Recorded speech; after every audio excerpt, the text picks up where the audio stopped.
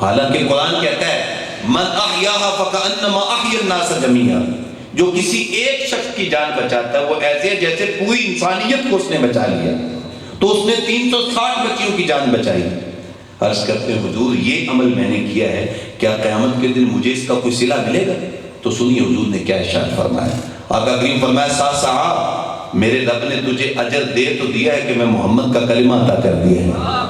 یہ تجھے جو میرا کلمہ نصیب ہوا ہے، میرا امتی بننا نصیب ہوا ہے، یہ 360 بچیوں کی جان بچانے کے نتیجے میں تو نصیب ہوا ہے. اور ہم نے تو کوئی محنت بھی نہ کی، ہم نے کوئی کوشش نہ کی. مسلمان ماں باپ کے گھر میں پیدا ہوئے، ہمارے والد صاحب امام مسجد کو مسجد سے بلا لائے، وہ آئے اور ہمارے کان میں اذان پڑھ کے کہا جا تو آقا کا غلام بن گیا ہے. ہمیں کوئی محنت نہ کرنا پڑی. اس لیے کائنات کی تمام نعمتوں میں سے اللہ نے جو ہمیں سب سے بڑی نعمت دی ہے، اور یہ نعمت وہ ہے جو ٹرمپ کے پاس بھی نہیں ہے، جو ہم فقیروں کے پاس ہے، وہ کیا ہے؟ محمد عربی کا کلمہ عطا فرمایا ہے. اس لیے ہم کہتے ہیں فخر کا دل میں دریچہ باز کرنا چاہیے، جن کا تو آقا ہے ان کو ناز کرنا چاہیے. اچھا یہ جماعت ثانی بھی ہے. دیکھیں ہمیں حضور کا کلمہ نصیب ہوا ہے تو یہ کائنات کی سب سے بڑی نعمت ہے. اور پھر وہ ذات کہ جس نے حضور کا سب سے پہلے کلمہ پڑھا، اور پھر کلمہ پڑھنے کے بعد پھر ساری زندگی اپنا مال، اپنی اولاد، اپنا تن من دھن سب کچھ حضور کے نام پہ قربان کر دیا، ساری زندگی حضور کے نام لگا دی، اور پھر مزار میں بھی آج حضور کے ساتھی ہیں. اس حضرت سیدنا ابو بکر صدیق کی عظمت کا عالم کیا ہوگا؟ اللہ اکبر. تو یہ لوگ جن کو آقا کریم اسلام نے اولاً کرم فرمایا اور حضور کی تربیت میں رہے، وہ لوگ کائنات کے سب سے عظیم لوگ ہیں. تو اس پہ ہم کسی صورت بھی جو ہے وہ اللہ کا شکریہ ادا نہیں کر سکتے کہ اللہ نے ہمیں حضور کا امتی بنایا ہے. تو فرمایا کنتم خیر امت، تم بہترین امت اس لیے ہو کہ تم میرے محبوب محمد کے غلام ہو. ایک چیز اور اگلی بات فرمائی کہ اخرجت للناس. دوسری بات یہ ہے کہ تم لوگوں کے نفع کے لیے پیدا کیے گئے ہو. تم لوگوں کو بھلائی پہنچاتے ہو، لوگوں کو اچھائی پہنچاتے ہو. اور بھلائیوں اور اچھائیوں میں سب سے اہم چیز کیا ہے کہ تأمرون بالمعروف، تم لوگوں کو نیکی کا حکم دیتے ہو، وتنہون عن المنکر، اور تم لوگوں کو برائی سے منع کرتے ہو، لوگوں کو برائی سے روکتے ہو، نیکی کا حکم دیتے ہو. تو اس امت کی عظمت، اس امت کی علامت، اس امت کا شرف کس میں ہے کہ یہ نیکی کا حکم دیتے ہیں اور برائی سے روکتے ہیں. مسٹر آرنلڈ جو کہ علامہ اقبال کے فلسفے کے استاد ہیں، انہوں نے پریچنگ آف اسلام کتاب لکھی اور اس میں اس سوال کا جواب دیا کہ اسلام اتنی تیزی سے پوری دنیا میں کیسے پھیل گیا، جبکہ دیگر مذاہب جو اسلام سے قبل موجود تھے وہ اتنی تیزی کے ساتھ نہیں پھیلے، حالانکہ وہ اسلام سے پہلے کے ہیں. تو اس قدر یہ اتنی تیزی کے ساتھ یہ دین کیسے پھیل گیا؟ تو انہوں نے پھر اس کا جواب لکھا کہ من جملہ وجوہات میں سے اسلام سب سے زیادہ پوری دنیا میں اس لیے پھیل گیا کہ اس امت کا ہر بندہ اس بات کی ذمہ داری رکھتا ہے کہ اس تک جو بھی دین کا پیغام پہنچے وہ آگے دوسروں تک پہنچائے. اور آقا کریم صلی اللہ علیہ وسلم نے جب خطبہ حجۃ الوداع دیا تو حضور کا خطبہ سننے والے لوگوں کی تعداد 1,44,000 تھی. اور حضور نے کیا ارشاد فرمایا؟ فرمایا فَلْيُبَلِّغِ الشَّاهِدَ الْغَائِبَ، فرمایا جو یہاں نہیں پہنچ سکے تو جو لوگ یہاں موجود ہیں میں ان کو حکم دیتا ہوں کہ جو نہیں آ سکے، جو تم نے میرا پیغام سنا ہے ان تک وہ پیغام پہنچا دو. تو یہ حضور نے ان کی ڈیوٹی لگائی. اور آقا کریم صلی اللہ علیہ وسلم نے ارشاد فرمایا بلغوا عنی ولو آیہ، میری جانب سے اگر ایک بات بھی میری جانب سے تمہیں پہنچتی ہے تو اس کو آگے لوگوں تک پہنچا دو. تو اس امت کی پہچان کیا ہے؟ نیکی کا حکم دینا اور برائی سے روکنا. فرمایا کہ جگہ جگہ پہ ہمیں حکم دیا گیا وَلْتَكُن مِّنكُمْ أُمَّةٌ يَدْعُونَ إِلَى الْخَيْرِ، تمہیں باقاعدہ ایک محلے کے اندر ایک جماعت ہونی چاہیے جس کا کام یہ ہو کہ وہ لوگوں کو کھینچ کر اللہ کے گھر مسجد میں لے کر کے آئیں، جن کا کام یہ ہو کہ لوگوں کو اچھائی کی دعوت دیں. محلے کے اندر جو غریب آدمی ہے، جس بیچارے کو 2 وقت کا کھانا بھی مشکل سے میسر آتا ہے، اس کے تلاش کریں اس کو، اور جو مخیر حضرات لوگ ہیں ان سے لے کر کے ان تک پہنچائیں، اور یہ نیکی کا حکم دیں، لوگوں کو کھانا کھلانے کی ترغیب دیں، غریبوں کو، یتیموں کو، مساکین کو۔ تو یہ تمہاری ڈیوٹی ہے۔ تم میں ایک ایسی جماعت ہونی چاہیے جس کا کام ہی یہ ہونا چاہیے کہ وہ لوگوں کو اچھائی کی طرف کھینچ کر کے لے کے آئیں۔ آقا کریم صلی اللہ علیہ وسلم نے اپنے غلاموں کو یہ حکم دیا۔ صحابہ کرام کہاں کہاں تک پہنچ گئے، حضرت ابو ایوب انصاری کہاں تک پہنچے رضی اللہ تعالیٰ عنہ۔ آج استنبول کے اندر آپ کا مزار ہے حضرت ابو ایوب انصاری، جو آقا کریم صلی اللہ علیہ وسلم کے میزبان تھے مدینہ طیبہ میں۔ آج ہم تڑپتے ہیں کہ ہمیں مدینہ المنورہ میں آقا کریم اسلام کے گنبد خضرا کی زیارت نصیب ہو جائے، اتنا سرمایہ بھی خرچ کرتے ہیں۔ تو وہ تو تھے ہی مدینہ کے باسی، لیکن ان کا مزاج استنبول میں کیسے چلا گیا؟ وجہ کیا ہے؟ اللہ اکبر، وہ ایک غزوے میں شامل تھے۔ آقا کریم صلی اللہ علیہ وسلم نے بشارت دی تھی کہ جو اس غزوے میں شامل ہوگا اللہ اس کو جنت عطا فرمائے گا۔ اس غزوے میں شامل تھے، بیمار ہو گئے، لیکن لوگوں کو کہا میری چارپائی اٹھا کے اس غزوے میں لے جائیں، میں اس غزوے کے اندر شامل ہونا چاہتا ہوں۔ راستے میں آپ کو موت آئی، وہاں آپ کا وصال ہو گیا، اور پھر پہاڑی کے نیچے آپ کو دفن کر دیا گیا، اور پھر وہاں کا جو فرمانروا، جب مسلم فرمانروا وہاں پہ آئے، انہوں نے پھر حضرت ابو ایوب انصاری رضی اللہ تعالیٰ عنہ کی اس قبر کے آس پاس مزار بنوایا، اور آج جو ہے وہ وہاں استنبول کے اندر حضرت ابو ایوب انصاری رضی اللہ تعالیٰ عنہ کی قبر ہے، وہ قبر مبارک ہے، وہاں لوگ زیارت کے لیے جاتے ہیں۔ تو بات کرنے کا مقصد یہ ہے کہ وہ نیکی کا حکم دینے کے لیے، اسلام کا پیغام دینے کے لیے مدینہ چھوڑ کے کہاں کہاں تک پہنچے۔ کیوں؟ اس لیے کہ حضور نے ان کی ڈیوٹی لگائی تھی کہ تم نے دین کا کام کرنا ہے۔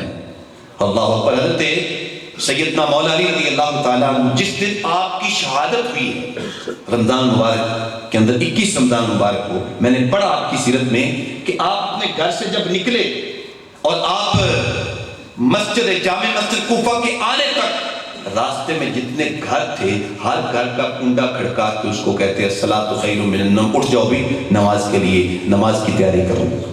خلیفۃ المسلمین ہیں، امیر المومنین ہیں، لیکن ہر گھر کا دروازہ کھٹکھٹا کے نماز کی دعوت دے رہے ہیں۔ اور یہی عمل حضرت سیدنا عمر فاروق رضی اللہ تعالیٰ عنہ کا ہے، نیکی کا حکم دینا، برائی سے منع کرنا۔ آپ کو جب لولو فیروز نے آپ پہ حملہ کیا مسجد نبوی کے پہلے، آپ شہید ہیں وہاں پہ، آپ جب نماز پڑھانے کے لیے آئے اس نے آپ پہ حملہ کر دیا، شدید زخمی ہو گئے، چونکہ دعا کرتے تھے نا اللہم ارزقنی شہادتا فی سبیلک واجعل موتا فی بالد حبیبک، مالک مجھے موت آئے تو شہادت کی موت آئے، اور مالک میں آرزو کرتا ہوں مجھے موت آئے تو یا اللہ تیرے نبی کے شہر نور مدینہ طیبہ میں موت آئے، مجھے اپنے نبی کے شہر میں موت عطا کرنا۔ تو مسجد نبوی کے اندر آپ پہ حملہ ہوا تو آپ زخمی ہو گئے، اور صورتحال یہ تھی کہ اگر کوئی چیز پیتے تھے تو زخموں سے باہر نکل جاتے تھے، کوئی چیز کھاتے تھے تو زخموں سے باہر نکل جاتے تھے۔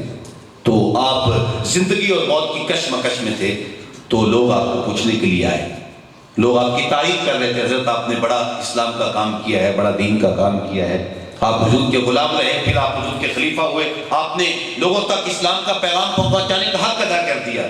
تو آپ یہ فرما رہے تھے کہ لوگوں بس میں تو یہ کہتا ہوں کہ میری نیکیوں اور برائیاں اگر برابر برابر ہو جائے نا، نہ مجھے عذاب ہو نہ مجھے جو ہے اس کی جزا ملے، تو میں اللہ پہ خوش ہو جاؤں گا، راضی ہو جاؤں گا۔ تو ایک انصاری نوجوان آیا، اس نے آ کے آپ کو عرض کیا حضرت آپ کی طبیعت کیسی ہے اب؟ تو آپ کی نظر اس کے تہبت پہ پڑ گئی، اس کی جو ہے وہ جو اس نے تہبت پجامہ پہنا ہوا تھا، تو آپ کی نظر اس پہ پڑ گئی۔ فرمانے لگے بیٹا میں تو ٹھیک ہوں، لیکن اگر تو اپنا تہبت اپنے ٹخنوں سے اوپر کر لے، ایک تو تیرا کپڑا بھی پاک ہو جائے گا، دوسرا عرش والا رب بھی راضی ہو جائے گا۔ یعنی زندگی اور موت کی کشمکش میں ہے، اس موقع پہ بندہ ہائے وائے کرنے کے علاوہ کچھ کرتا ہی نہیں ہے، لیکن زندگی اور موت کی کشمکش میں بھی نیکی کا حکم جاری ہے، برائی سے منع کیا جا رہا ہے۔ تو یہ ہے کہ کنتم خیر امۃ اخرجت للناس تأمرون بالمعروف، تم نیکی کا حکم دیتے ہو، تم برائی سے روکتے ہو، یہ تمہارا جو ہے وہ تمہاری پہچان ہے، امر بالمعروف اور نہی عن المنکر۔ آقا کریم ارشاد فرمایا من رأى منکم منکرا فلیغیرہ بیدہ، تم میں سے جو برائی دیکھے اس کو چاہیے کہ ہاتھ سے اس برائی کو روکے، فإن لم یستطع فبلسانہ، اگر یہ طاقت نہیں رکھتا تو اس کو چاہیے کہ زبان سے اس کو منع کرے، فإن لم یستطع فبقلبہ، اگر اتنی بھی طاقت نہیں رکھتا تو کم از کم دل سے تو اس کو برا جانے. فذالک اضعف الایمان، فرمایا یہ ایمان کا کمزور ترین درجہ ہے کہ بندہ برائی کو بس برا جانے لیکن نہ زبان سے روک سکے نہ ہاتھ سے روک سکے. جبکہ ہمارے آقا مولا نے ہمیں فرمایا کہ اپنی جب وہ برائی کو اپنے ہاتھ سے روکو. آقا کریم تشریف فرما تھے کہ ایک شخص آیا, اس نے حضور سے مصافحہ کیا, اس نے سونے کی انگوٹھی پہنی ہوئی, شاید نیا نیا مسلمان ہوا ہوگا, ابھی تمام احکامات کا پتہ نہ ہوگا. تو آقا کریم علیہ السلام نے وہ انگوٹھی فوری طور پہ اپنے ہاتھ سے اس کی انگلی سے اتاری اور پھینک دی. آج ہم کسی کو ایسا کہیں تو پھر ہم جائیں کہاں؟ آج جو حالات ہیں. لیکن آقا کریم علیہ السلام نے پھینک دی انگوٹھی. لیکن صحابی کا عمل بھی دیکھے آگے. صحابی ناراض نہیں ہوئے کہ سب کے سامنے میری جو ہے وہ بے عزتی ہوگی, لیکن وہ بیٹھ گئے. جب مجلس برخاست ہوئی تو لوگوں نے کہا کہ یار وہ انگوٹھی تم اب اٹھا لو, تم تو نہیں استعمال کر سکتے, اپنی بیوی کو دے دینا یا کسی اور مصرف میں لے آنا. تو وہ صحابی کیا فرماتے ہیں آگے سے سنیے. فرمانے لگے کلا واللہ لا آخذہ ابدا وقد طرحہ رسول اللہ صلی اللہ علیہ وسلم. فرمانے لگے مجھے قسم ہے اس ذات کی جس کے قبضہ قدرت میں میری جان ہے, اس انگوٹھی کو استعمال کرنا تو دور کی بات ہے, میں اس انگوٹھی کو ہاتھ بھی نہیں لگاؤں گا جس کو میرے نبی نے پھینک دیا ہے, تو ہاتھ بھی نہیں لگاؤں گا. تو حضور نے برائی کو اپنے ہاتھ سے روکا اور منع کیا. آج ہم جب شادی بیاہ کا موقع ہوتا ہے تو بیٹا دلہا بنا, ہاتھ سونے سے بھرے ہوتے ہیں, اور ہم جو ہے وہ اس وقت جو ہے وہ ہم سمجھتے ہیں کہ بھئی دین جو ہے وہ صرف مسجد تک ہے, یہاں تک تو دین نہیں. آقا کریم فرمایا ایک ہاتھ میں حضور کے ریشم تھا, دوسرے ہاتھ میں سونا تھا. فرمایا یہ ریشم اور سونا میری امت کے مردوں پر حرام قرار دے دیا گیا ہے, ان کے لیے جائز نہیں ہے کہ وہ اس کا استعمال کریں. بچپن میں اگر کوئی بچے کو دیتا ہے, کوئی انگوٹھی دے دیتا ہے, کوئی ہوتا ہے ایسا, تو بچپن میں بھی بچے کو نہ پہنائیں, اس کو کسی جگہ پہ رکھ لیں, کسی اور استعمال میں لے آئیں. بچوں کو شروع سے ہی سونے سے ہمیں جو وہ منع کرنا چاہیے. آج عجیب ماحول بن گیا ہے. ہمارے یہاں سائی بال میں تفسیر کی کلاس میں بچیوں کے اندر وہ ایک بچی تفسیر کر کے جب وہاں سے گئی تو اس کی جب شادی ہونے لگی تو جیسے کہ رواج ہے کہ لڑکی والے جو ہیں وہ انگوٹھی پیش کرتے ہیں دلہا کو, تو اس بچی نے کہا کہ میرے خامد کو کوئی اور چیز دے دو, سونے کی انگوٹھی اس کو نہ دو, ہمارے نبی نے منع کیا ہے. وہ بچی کہنے لگی ہمارے نبی نے منع فرمایا کہ سونے کی انگوٹھی دلہے کو نہیں ڈالنی چاہیے, یہ منع ہے, ناجائز ہے. تو اس بچی کے گھر والے ماں باپ آگے سے کیا کہتے ہیں, کہتے ہیں ہم نے تجھے اس لیے پڑھایا ہے کہ تمہیں ہمیں اس طرح کے مسئلے بتانا شروع کر دو. یہ حال ہے ہمارا. اور ہم آقا کریم صلی اللہ علیہ وسلم کی امتی بھی ہیں, حضور کے عاشق بھی ہیں, آقا کریم صلی اللہ علیہ وسلم سے ہماری محبت بھی ہے, لیکن حضور کی جو تعلیمات ہیں ان کو اپنانا ہمارے لیے کتنا مشکل ہو چکا ہے. لیکن ہم نے اس پہ عمل کرنا ہے, کوشش کرنی ہے. ہمیں حکم دیا گیا ہے کہ ہم خود عمل کریں اور آگے لوگوں تک جو وہ نیکی کا حکم کریں اور انہیں برائی سے منع فرمائیں. ہمارے بزرگ, ہمارے اسلاف, ہماری مائیں اپنے بچوں کو نیکی کی تربیت دیا کرتی تھی اور ان کو نیکی پہ لگایا کرتی تھی باقاعدہ. ایک ماں ہے اپنے بچے کو کہتی ہے بیٹا نماز پڑھا کر. بچہ کہتا امی کیا ملے گا؟ تو ماں کہتی ہے بیٹا جب تم نماز پڑھو گے نا تو اللہ تمہیں شکر عطا کرے گا. بیٹا کہتا ہے اچھا یہ تو کام بڑا اچھا ہے. اب ماں باقاعدہ اس کے لیے مصلی بھی بچھاتی ہے, اس کو وضو بھی کرواتی ہے, وضو کروا کے اس کو تیار کر کے مصلی پہ بھی کھڑا کرتی ہے, اور باقاعدہ ہر نماز کے ساتھ اس کے مصلی کے نیچے شکر کی پڑیا بھی رکھتی ہے. اب بچہ نماز پڑھتا ہے, نماز پڑھ کے مصلی اٹھاتا ہے, شکر کی پڑیا اس کو ملتی ہے, کھاتا ہے, خوش ہو جاتا ہے. اگلی نماز کی تیاری شروع ہو جاتی ہے کہ اگلی نماز جب آئے گی تو پھر بھی مجھے شکر ملے گی. اب ماں بچے کی تربیت کر رہی ہے اور اس کو نماز کی جانب لالچ دے کے نماز میں لگا رہی ہے. اللہ اکبر. تو ایک دن ایسا بھی آیا کہ گھر کے اندر شکر نہیں تھی. ادھر بچہ جو ہے وہ مصلی پہ چڑھ گیا, اب ادھر بچہ سجدے میں چلا گیا, ادھر ماں نے بھی سجدے میں سر رکھ دیا. عرض کرتی مالک میں نے تیری دہلیز پہ جھکانے کے لیے اس بچے کو شکر کا لالچ دیا ہے, مجھے اس کے سامنے شرمندہ نہ کرنا, آج میرے پاس شکر نہیں ہے, اس کے سامنے مجھے رسوا نہ کرنا, میری لاج رکھ لینا. اللہ اکبر. جب ماں کے دل سے بات نکلی اللہ کے عرش تک پہنچی. آج بچہ جب نماز پڑھ کے مصلی اٹھاتا ہے, پہلے شکر کی ایک پوری ہوتی تھی, آج مصلی کے نیچے شکر ہی شکر موجود ہے. اور پھر وہ بچہ جب بڑا ہوتا ہے تو وہ دین کی تبلیغ کرتا ہے، 22 نسلوں کو داخل اسلام کرتا ہے، اور بچپن میں ماں نے نماز کی تربیت کی، بچہ بڑا ہو کے کیا کہتا ہے؟ کہتا اٹھ فریدا ستیا تے جھاڑو دے مسیح، تو ستا رب جاگدا تیری ڈاڈھے نال پڑھی۔ اٹھ فریدا ستیا، وضو ساز، نماز گزار، جو سر سائیں نہ نیمے سو سر کب اتار۔ فرید جو سر اپنے مالک کی دہلیز پہ جھکنا نہیں جانتا، اس کو پھر اپنے وجود سے ویسے ہی جدا کر دے۔ اس کی تجھے ضرورت کیا ہے جو اپنے مالک کی دہلیز پہ نہیں جھکتا؟ جب مائیں اس انداز سے بچوں کی تربیت کرتی ہیں تو پھر بڑے ہو کر بچے مسجدوں سے اس قدر پیار کرتے ہیں اور نمازوں سے اس قدر پیار کرتے ہیں۔ لیکن آج ہماری مائیں وہ بچوں کو کس جانب لے جا رہی ہیں، وہ بچوں کو کیا تربیت دے رہی ہیں؟ تو آئیے جو ہمارے بزرگوں کا طریقہ تھا ہم اس کو اختیار کریں۔ آقا کریم صلی اللہ علیہ وسلم نے ارشاد فرمایا، سنیے کتنا اہم کام ہے۔ حضور نے ارشاد فرمایا نیکی کا حکم دینا اتنا اہم کام ہے کہ سید الشہداء میرے چچا حضرت امیر حمزہ ہیں، سید الشہداء کہ جنہوں نے اپنی جوانی آقا کریم اور آپ کے دین پر قربان کر دیا، اور چڑھتی جوانی قربان کی، ان کی دشمنیاں صرف اسلام کی وجہ سے تھی۔ اللہ اکبر۔ حضور فرمایا کہ میرا چچا امیر حمزہ اللہ کا بھی شعر ہے، مجھ محمد کا بھی شعر ہے، اور یہ وہ امیر حمزہ ہیں۔ غزوہ احد میں آقا کریم اسلام نے 70 صحابہ کرام پہ نماز جنازہ پڑھی، ہر ایک پہ ایک مرتبہ نماز جنازہ پڑھی، اور حضرت امیر حمزہ پہ حضور نے 70 مرتبہ نماز جنازہ ادا فرمایا۔ فرمایا سید الشہداء میرے چچا امیر حمزہ ہیں، اور ان کے بعد جو شخص کسی ظالم بادشاہ کے سامنے کلمہ حق کہے، اس کو نیکی کا حکم دے، لیکن وہ آگے سے اس کو شہید کر دے، اس کو قتل کر دے، تو فرمایا میرے چچا کے بعد سید الشہداء یہ آدمی ہے، اس کو اللہ تعالیٰ سید الشہداء کل قیامت کے دن اٹھائے گا، جو نیکی کا حکم دینے کی وجہ سے جب اس کو جو ہے وہ شہید کر دیا گیا۔ آج ہم کہتے ہیں کہ اب کسی کو کہنے کا زمانہ نہیں رہا، کسی حد تک بات درست بھی ہے۔ آج ہم کسی بچے کو تھوڑی سی سزا دے دیں، کوئی استاد سزا دے دے، تو والدین آ جاتے ہیں اور گریبان تک پہنچتے ہیں۔ حالانکہ بچے کی غلطی تھی، غلطی پہ اس کو سزا دی گئی ہے، لیکن والدین اس کو جو ہے وہ احتجاج کرتے ہیں کہ یہ ہمارا بچہ جو مرضی چاہے کرے، آپ نے کیوں سزا دی؟ اللہ اکبر۔ اس لیے لوگ کہتے ہیں، بعض لوگ یہ کہتے ہیں جی سانوں کی لگے جی اپنے گھر میں کوئی چھاج بجائیے چھل نہیں۔ تو آپ مجھے بتائیں اگر اس فلسفے کو مان لیا جائے تو پھر یہ امت خیر امت ہے اس لیے کہ فرمایا تامرون بالمعروف، تم نیکی کا حکم دیتے ہو، برائی سے روکتے ہو، یہ امت تو پیدا ہی اس لیے کی گئی ہے، تو پھر اس فریضہ کو کون سر انجام دے گا؟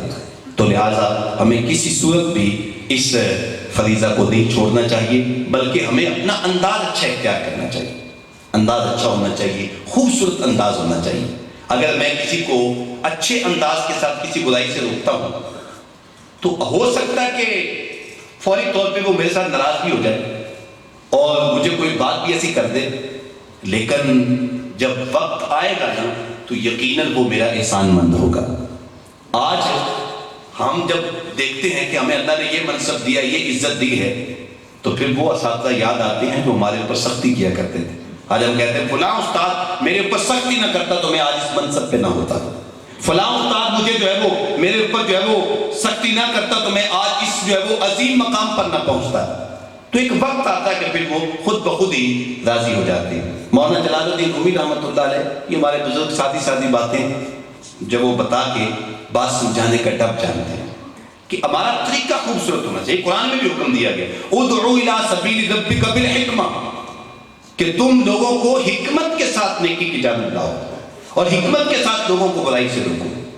اور اس میں ایک وہ حدیث پاک کتنی خوبصورت روایت ہے، آقا کریم صلی اللہ علیہ وسلم مسجد نبوی میں تشریف فرما تھے کہ ایک دیہاتی بدو آدمی وہ مسجد میں آیا، اس وقت کچی مسجد تھی، وہ کھجور کے پھڑوں کی چھت ڈالی ہوئی تھی اور کھجور کے جو ہے وہ ستون تھے، وہ ایک بڑا خوبصورت ماحول تھا۔ وہ کسی نے کہا تھا کہ پھڑے رہی چھت ہائی تے شتیر ہائے کھجور دے، ویکھنی سی دنیا جلوے حضور دے۔ مسجد کچی تھی، کھجور کے پھڑے تھے، لیکن ایک عجیب سما تھا، عجیب جمال تھا، ظاہر ہے حضور خود تشریف فرماتے۔ تو وہ دیہاتی آیا، اس کو اچانک پیشاب آ گیا، اس کو کوئی ٹائلٹ نظر نہ آیا، تو اس نے وہی مسجد کی کسی ایک نکڑ پہ بیٹھ کے نا پیشاب کرنا شروع کر دیا۔ جب وہ بیٹھا نا تو صحابہ دوڑے اور دوڑ کر اس کی جانب بھاگے، تو آقا کریم فرمایا ٹھہر جاؤ، اس کو کر لینے دو پیشاب۔ مسجد میں اس نے پیشاب کیا، اور جب وہ مکمل پیشاب کر چکا اس وقت آقا کریم صلی اللہ علیہ وسلم نے فرمایا فوری طور پہ چند لوٹے پانی کے ڈال کے اس پیشاب کو مسجد سے باہر نکال دو، اور پھر اس کو بلایا۔ جب وہ حضور کے پاس آیا تو آقا کریم فرمایا یہ مسجد ان کاموں کے لیے نہیں بنائی گئی، یہ صرف قرآن مجید کی تلاوت، اللہ کی بارگاہ میں سجدہ کرنا اور مسجد ذکر کرنے کے لیے بنائی گئی، ان کاموں کے لیے نہیں بنائی گئی۔ تو وہ ہاتھ اٹھا کے اللہ کی بارگاہ میں دعا کرتا ہے، یا اللہ مجھ پہ بھی رحمت فرما، اپنے محبوب محمد پہ بھی رحمت فرما۔ خوش ہو گیا وہ، جب وہ خوش ہو کے چلا گیا تو اب ظاہر ہے اس کے دل میں حضور کی محبت بھی پیدا ہو گئی، صحابہ کرام کی الفت بھی پیدا ہو گئی۔ لیکن اس ایک حدیث پاک کے اندر ہمیں امر بالمعروف اور نہی عن المنکر کی حکمت سمجھ میں آتی ہے۔ صحابہ کرام جو دوڑ پڑے تو صحابہ کرام کے اس عمل سے پتہ چلتا ہے کہ جب برائی ہو رہی ہو تو ہمارے ماتھے پہ شکن آنا چاہیے۔ جب برائی کو ہم دیکھیں معاشرے میں تو مجھے پریشانی ہونی چاہیے، اور مجھے اس فوری طور پر اس برائی کی جانب اس کو روکنے کے لیے کوئی نہ کوئی اقدام کرنا چاہیے۔ یہ صحابہ کرام کے اس عمل سے پتہ چلا۔ لیکن حضور نے آگے حکمت بتائی کہ اس کو حکمت کے ساتھ ہم نے دور کرنا ہے۔ حکمت یہ تھی، اگر آقا کریم صلی اللہ علیہ وسلم صحابہ کرام کو نہ ہونا کرتے اور صحابہ اس کو پکڑ لیتے، اب اس میں خرابی بڑھ جانی تھی۔ ایک تو جب اس کو پکڑنا تھا اس نے اٹھنا تھا، اس کا سر ننگا ہو جانا تھا، اور دوسری بات یہ کہ اب اس کا وہ پیشاب تھوڑی جگہ پہ تھا، جب اس نے اٹھنا تھا تو اس کا پیشاب زیادہ جگہ پہ پھیلنا تھا۔ تو یہ ڈبل برائی ہوئی تھی، یعنی بڑی برائی کا خدشہ تھا۔ تو آقا کریم صلی اللہ علیہ وسلم نے بڑی برائی سے بچنے کے لیے چھوٹی برائی کو گوارا کیا۔ لہٰذا اگر بڑی برائی سے بچنا مقصود ہو تو اس وقت چھوٹی برائی کو گوارا کیا جا سکتا ہے۔ مثلا ایسے ہی ایک آدمی نیا نیا مسجد میں آیا، اس کو پتہ ہی نہیں ہے وضو کیسے کرنا ہے، اس کو پتہ ہی نہیں ہے مسجد کے آداب کیا ہے، پہلے دایاں پاؤں اندر رکھنا ہے یا بایاں پاؤں اندر رکھنا ہے، اس کو آداب مسجد ہی معلوم نہیں ہے۔ تو اگر پہلے دن ہی آتے ہم اس کی جھاڑ شروع کر دیں کہ تجھے تو وضو کرنے نہیں آتا، تجھے مسجد کے آداب کا پتہ ہی نہیں ہے، تجھے کسی چیز کا علم نہیں ہے، تو میرا خیال اگلی نماز میں وہ نہیں آئے گا۔ وہ کہے گا بھی میں تو آیا تھا سکون لینے کے لیے، تو یہاں تو اور میرے لیے پریشانیوں کا باعث ہے۔ تو اس کو آنے دیں، اس کو غلطیاں کرنے دیں، ایک دن غلطی کرے گا، دوسرے دن، تیسرے دن، جب وہ پکا نمازی بن جائے گا پھر آپ اس کو جو حکم دیں گے وہ آپ کی بات ماننے کے لیے تیار ہو جائے گا۔ تو اس لیے جو اس کی ایک بڑی اچھائی حاصل کرنے کے لیے کوئی چھوٹی موٹی اس کی جو کمی ہے اس کو چند دن برداشت کرنا پڑتا ہے۔ تو آقا کریم اسلام نے ایک بڑی برائی سے بچنے کے لیے ایک چھوٹی برائی کو تھوڑے وقت کے لیے گوارا کیا، لیکن ساتھ ہی صحابہ کو حکم دیا کہ اب اس کو جلدی جلدی صاف کر دو۔ معلوم ہوا کہ مسجد میں اگر کوئی جانور کوئی آ کے پیشاب کر جاتا ہے، کوئی غلاظت ڈال جاتا ہے، تو ہمیں اگلی نماز کا انتظار نہیں کرنا چاہیے، بلکہ فوراً سب کو دھو دینا چاہیے، فوراً سے ان کو دھونا چاہیے۔ اگر کپڑے پہ نجاست لگ گئی تو ہم نماز آنے کا انتظار نہ کریں، بلکہ نماز سے قبل ہمیں اس نجاست کو دور کرنا چاہیے۔ کہیں ایسا نہ ہو کہ ہم بھول جائیں اور اسی نجاست کے ساتھ ہی ہم مسجد میں چلے جائیں۔ تو یا آقا کریم صلی اللہ علیہ وسلم کی اس ایک حدیث سے ہمیں امر بالمعروف اور نہی عن المنکر جو ہے اس کی حکمت سمجھ میں آتی ہے، تو ہمیں حکمت کو اختیار کرنا ہوگا۔ آقا کریم صلی اللہ علیہ وسلم نے بھی اس کا درس دیا۔ تو میں وہ مولانا جلال الدین رومی رحمۃ اللہ علیہ کی بات کرنے لگا تھا۔ آپ نے ایک واقعہ لکھا ہے اپنی کتاب کے اندر، فرماتے ہیں کہ ایک آدمی تھا، وہ سویا ہوا تھا درخت کے نیچے، تو اتفاق سے ایک چھوٹا سا سانپ آیا اور اس کے منہ میں گھس گیا۔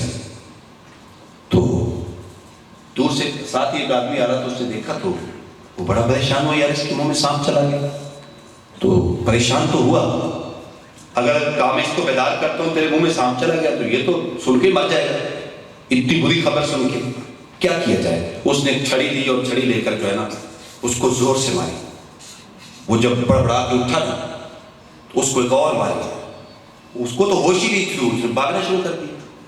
جب اس نے بھاگنا شروع کیا تو یہ پیچھے، یہ بھی اس کے پیچھے بھاگا۔ جب وہ تھوڑا سا آہستہ ہوتا ہے پیچھے سے ایک اور لگا دیتا ہے۔ اس سے کہا خدایا مجھ پہ کیا مصیبت آ گئی، میں تو آرام سے درخت کے نیچے سویا ہوا تھا، یہ کہاں سے بلا میرے اوپر نازل ہوگی، مجھے اس سے بچا۔ خیر چلتے چلتے ایک باغ آ گیا, اس کے پھل لٹک رہے تھے. اس نے مجھے کہا کہ پھل کھاؤ. میں نے کہا یہ میرا عجیب دشمن ہے, کبھی مجھے مارتا ہے کبھی مجھے پھل کھلاتا ہے. تو اس نے میں نے کہا کہ میں رج گیا ہوں. اس نے کہا نہیں اور کھاؤ. میں نے اور کھایا. اوپر سے اس نے مجھے پانی پیش کیا. میں نے 2 گھونٹ لیے. میں نے کہا میری بس ہوگی. اس نے کہا کھاتا ہے کہ نہیں کھاتا؟ نہیں تو ایک اور لگاؤں گا. پیو پانی اور پیو. میں نے کہا یار یہ کیسا میرا دشمن ہے, کبھی مجھے مارتا ہے کبھی کھلاتا ہے کبھی پلاتا ہے. خیر اس نے اور پیا پانی. جب بالکل پیٹ فل ہو گیا تو اس نے پھر جب پانی پیچھے کیا تو اس نے مجھے ایک اور چھڑی مار کے کہا پھر پاکو. اب آپ جانتے ہیں کہ جب بندے نے سیر ہو کے کھانا کھایا ہو, پانی پیا ہو, تو پھر کیا پوزیشن ہوتی ہے. جب اس نے پیچھے سے وہ چابک ماری نا, تو یہ جب بھاگا تو اس کا پاؤں جو وہ ٹھوکر لگی پاؤں کو, تو اپنے منہ کے بل جب گرا تو وہ جو پیٹ کے اندر جو سب کچھ تھا نا وہ باہر آ گیا, اور وہ سانپ بھی باہر نکل آیا. وہ لہراتا ہوا جا رہا تھا. اس نے اس کو پکڑا اور سینے سے لگا لیا. کہا مجھے معاف کرنا, میں تیرا دشمن نہیں تھا, لیکن تیرا علاج یہی تھا, اس کے علاوہ کوئی راستہ نہیں تھا. میں نے تجھے اس مصیبت سے بچانا تھا, تو میں تجھے جو دکھ پہنچایا, تکلیف پہنچائی, اس پہ میں تجھ سے معذرت چاہتا ہوں. اس نے کہا حضرت میں آپ سے معذرت چاہتا ہوں کہ میں اتنی دیر تم پہ غصہ کرتا رہا, میں اتنی دیر تم سے جو ہے وہ گھورتا رہا تمہیں کہ تم مجھے جو تکلیف پہنچا رہا ہے. حقیقت میں مجھے تکلیف نہیں پہنچا رہا تھا, بلکہ اس تکلیف کے پیچھے تو میری زندگی بچا رہا تھا. تو اس لیے ہم نے نیکی کا حکم دینا ہے, برائی سے روکنا ہے, لیکن ہمارا طریقہ اچھا ہونا چاہیے, اور برائی کو کبھی ہم نے چھوڑنا نہیں. ہم ان بزرگوں کے ماننے والے ہیں. حضرت بایزید بسطامی شہر بسطام کی تربیت کر رہے ہیں کہ شہر کی نکت پہ آ کے ایک فاشا نے کوٹھا ڈال لیا اور لوگوں کا دین ایمان اجاڑنا شروع کر دیا. لوگ آپ کے پاس چل کے آئے, بایزید جس شہر کو تو نے اشکوں سے سراب کیا تھا, اور سجدہ ہے سیرگاہی سے جس شہر کو تو نے نور بخشا تھا, تیرا شہر تو لٹ رہا ہے. کہا کیا ہوا؟ کہا وہ فاشا لوگوں کا دین ایمان اجاڑ رہی ہے. تو حضرت بایزید نے مسلح اٹھایا اور اس فاحشہ عورت کے کوٹھے کے سامنے جو گلی تھی وہاں جا کے مسلح بچھا کے اللہ کا ذکر کرنے کے لیے بیٹھ گئے.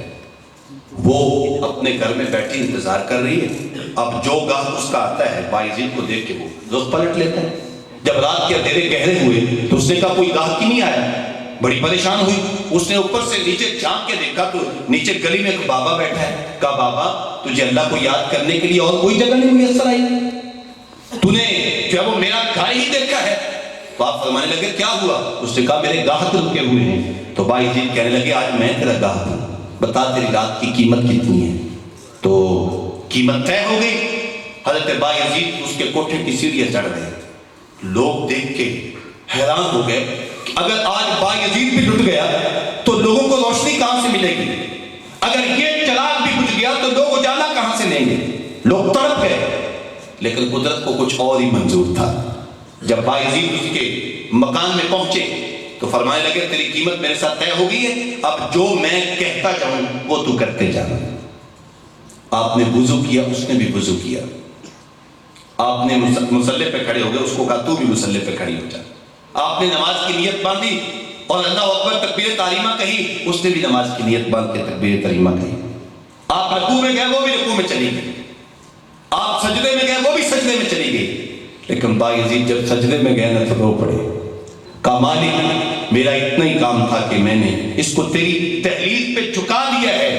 تیری تحلیل پہ جھکانا میرا کام ہے, اور اس کے دل کی دنیا بدلنا مالک تیرا کام ہے. روایات میں آتا جب سجدے میں جا رہی تھی تو فاشا تھی, اور جب سجدے سے سر اٹھا رہی تھی تو وقت کی پریا بن چکی.